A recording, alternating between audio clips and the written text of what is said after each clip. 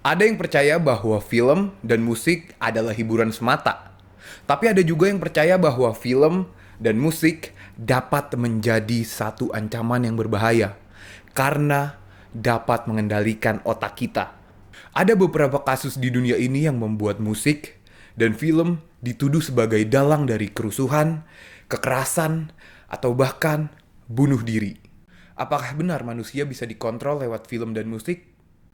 Di tahun 1930-an, dikonfirmasi sebanyak 100 orang mengakhiri hidupnya setelah mendengar lagu Gloomy Sunday. Lagu ini digubah oleh Rezzo Seres dan liriknya dibuat oleh penyair yang bernama Laszlo Jafor. Liriknya memang sedih, bercerita tentang seseorang yang ditinggalkan kekasihnya, dan saking sedihnya ingin mengikuti kekasihnya ke alam lain. Bagi sebagian orang, kesedihan itu terasa nyata. Saat itu Eropa sedang dilanda perang, kematian ada di mana-mana. Orang yang mereka cintai mati terbunuh di medan perang. Tanpa disadari, lagu ini menjadi bentuk cermin emosi bagi mereka yang sudah rapuh secara mental. Akhirnya, banyak dari mereka yang merasa seperti menemukan pembenaran atas keinginannya untuk mengakhiri hidup. Beberapa tahun kemudian, lagu ini dinyanyikan ulang oleh seorang penyanyi legendaris yang bernama Billie Holiday. Versi ini bahkan hingga dilarang pemutarannya oleh BBC karena dianggap terlalu depresif dan berbahaya bagi kondisi mental masyarakat di masa perang. Larangan dari lagu ini baru dicabut di tahun 2002. Tidak hanya musik, di tahun 1971 muncul film kontroversial yang berjudul A Clockwork Orange, karya sutradara legendaris Stanley Kubrick. Film ini dituding memicu perilaku kekerasan pada remaja. Banyak kasus pemukulan terhadap orang asing yang dilakukan dengan gaya berpakaian serta sikap yang meniru karakter di film tersebut. Akhirnya, film ini dilarang selama 27 tahun. Dua kasus ini membuat banyak orang yang percaya bahwa musik dan film tidak hanya menghibur, tapi bisa membentuk kepribadian seseorang. Tapi, apakah benar musik dan film dapat membajak otak kita? Saat kita menonton film atau mendengar musik, otak kita sebenarnya tertipu. Otak manusia sebenarnya tidak bisa membedakan mana realita dan mana simulasi. Akibatnya, tubuh kita memproduksi zat kimia yang nyata. Mari kita bedah apa yang terjadi di otak kita saat kita menonton atau mendengarkan musik. Pertama, ada permainan hormon. Terdapat beberapa jenis hormon yang dapat mempengaruhi emosi kita. Yang pertama adalah dopamin. Dopamin ini bukan cuma hormon bahagia, tapi hormon reward.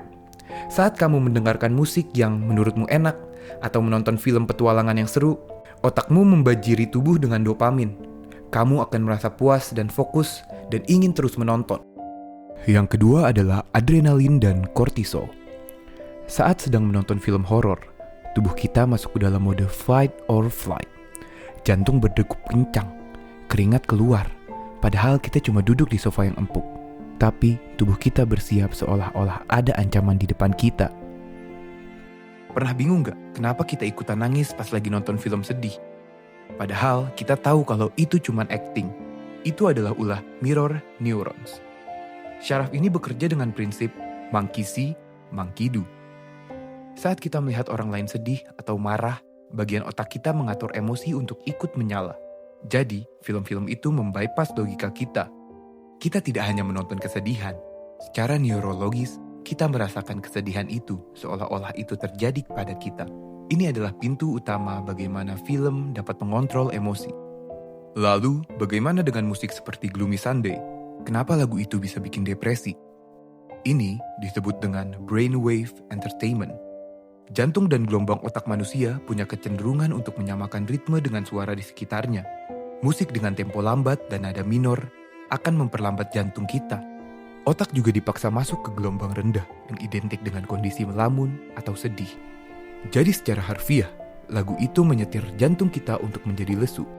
Terus, kenapa hanya sebagian orang yang bunuh diri saat dengar Gloomy Sunday? Karena manusia punya sistem pertahanan yang bernama regulasi emosi. Kebanyakan dari kita punya filter yang kuat.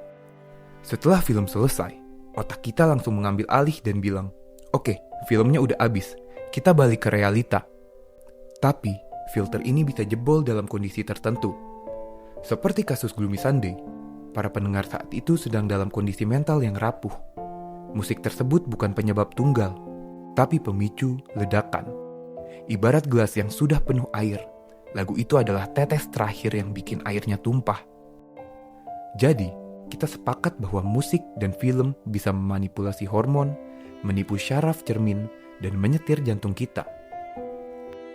Tapi terdapat hal yang sebenarnya lebih menakutkan dari itu, yaitu film ataupun musik yang digunakan sebagai media propaganda. Kenapa media film atau musik yang dijadikan propaganda itu menakutkan? Karena film atau lagu yang dibuat sebagai propaganda bukan hanya bisa mempengaruhi cara pandang atau cara pikir seseorang, tapi juga bisa mengubah sejarah. Oke, kita bahas beberapa film propaganda yang memang terlihat sebagai propaganda. Mungkin yang paling terkenal di Indonesia adalah film G30S PKI. Film ini menceritakan peristiwa gerakan 30 September di mana para jenderal dibunuh dengan kejam oleh orang-orang PKI. Di era Orde Baru, film ini merupakan film yang wajib bagi anak-anak sekolah untuk ditonton. Bayangin, anak-anak sekolah dipaksa untuk menyaksikan kesadisan yang ditampilkan dalam film tersebut. Banyak orang yang berkata bahwa adegan-adegannya masih menjadi trauma bagi mereka. Menurut istri dari pembuat film tersebut, Jajang Si Nur, film ini memang merupakan film pesanan dari pemerintah yang fungsinya untuk mengetahui kekejaman PKI pada saat itu. Menurut saya film ini sangatlah berhasil untuk menyampaikan pesannya. Bahkan, hingga saat ini masih banyak yang takut dengan Partai Komunis Indonesia, walaupun partainya sudah dibubarkan puluhan tahun lalu. Yang kedua merupakan film dari Amerika Serikat yang berjudul The Birth of a Nation. Film ini sering dipuji karena teknik kameranya, tapi isi dari film ini adalah murni racun. Di film ini, sejarah perang saudara Amerika diputarbalikan.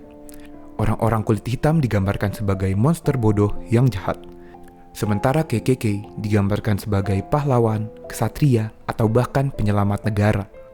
Terus apa dampaknya? Sebelum film ini rilis, KKK sebenarnya sudah hampir mati.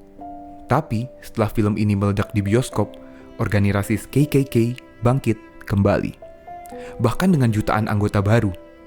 Orang-orang kulit putih keluar dari bioskop dengan rasa benci yang ditanamkan oleh film tersebut. Lalu, banyak mereka yang melakukan kekerasan terhadap orang kulit hitam. Bayangkan seberapa bahayanya media film atau musik jika dijadikan propaganda. Di era sekarang, sebenarnya ada banyak sekali film dan lagu yang berisi tentang propaganda, baik propaganda secara politik maupun ideologi. Tapi mungkin sebagian dari kita tidak menyadarinya, karena produsen film semakin hebat dalam menyelipkan propaganda tersebut. Jadi kesimpulannya, film dan musik bukan sekedar teman di kala sepi. Mereka dapat memprogram otak kita. Lagu Gloomy Sunday membuktikan bahwa frekuensi bisa mematikan harapan. Film propaganda membuktikan visual bisa memicu pembantaian. Saya tidak menyuruh kalian untuk berhenti nonton film ataupun mendengar musik. Tapi saya mengajak kalian untuk sadar. Kita harus pasang filter di otak kita.